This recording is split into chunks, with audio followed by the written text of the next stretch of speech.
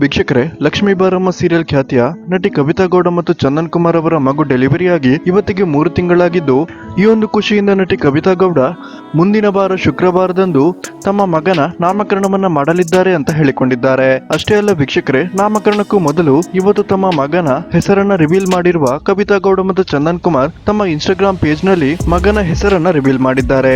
ಅಷ್ಟಕ್ಕೂ ವೀಕ್ಷಕರೇ, ಕವಿತಾ ಗೌಡ ಮತ್ತು ಚಂದನ್ ಕುಮಾರ್ ತಮ್ಮ ಮಗನಿಗೆ ಏನಂತ ಹೆಸರಿಟ್ಟು ಕರೆದಿದ್ದಾರೆ ಅನ್ನುವ ಮಾಹಿತಿಯನ್ನ ಈ ಒಂದು ವಿಡಿಯೋದಲ್ಲಿ ನಾವು ನೋಡೋಣ. ಅದಕ್ಕಿಂತ ಮುಂಚೆ ಯಾರೆಲ್ಲ ಕವಿತಾ ಗೌಡ ಮತ್ತು ಚಂದನ್ ಕುಮಾರ್ಗೆ ಶುಭ ಹಾರೈಸುತ್ತೀರಾ, ದಯವಿಟ್ಟು ಈ ವಿಡಿಯೋಗೊಂದು ಲೈಕ್ ಕೊಡಿ, ಹಾಗೇನೆ ನಿಮ್ಮ ಅನಿಸಿಕೆಯನ್ನ ಕಮೆಂಟ್ ಮಾಡಿ ತಿಳಿಸಿ. ವೀಕ್ಷಕರೇ, ನಟಿ ಕವಿತಾ ಗೌಡ ಮತ್ತು ಚಂದನ್ ಕುಮಾರ್ ಅವರ ಮಗು ಡೆಲಿವರಿಯಾಗಿ ಇವತ್ತಿಗೆ 3 ತಿಂಗಳಾಗಿದ್ದು, ಮಗುವಿನ ಫೋಟೋಶೂಟ್ ಮಾಡಿಸಿರುವ ಕವಿತಾ ಗೌಡ ಮತ್ತು ಚಂದನ್ ಕುಮಾರ್ ತಮ್ಮ ಮಗುವಿನ ಹೆಸರೇನೆಂದು ಅಭಿಮಾನಿಗಳ ಜೊತೆ ರಿವೀಲ್ ಅನ್ನ ಮಾಡಿದ್ದಾರೆ.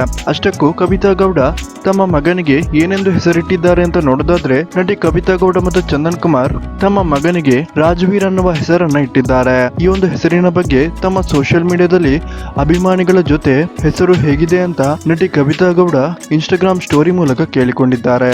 ವೀಕ್ಷಕರೇ, ರಾಜವೀರ್ ಅನ್ನುವ ಹೆಸರಿನ ಬಗ್ಗೆ ನಿಮ್ಗೆ ಏನ್ ಅನಿಸುತ್ತೆ ಅನ್ನೋದನ್ನ ದಯವಿಟ್ಟು ಕಮೆಂಟ್ ಮಾಡಿ ತಿಳಿಸಿ.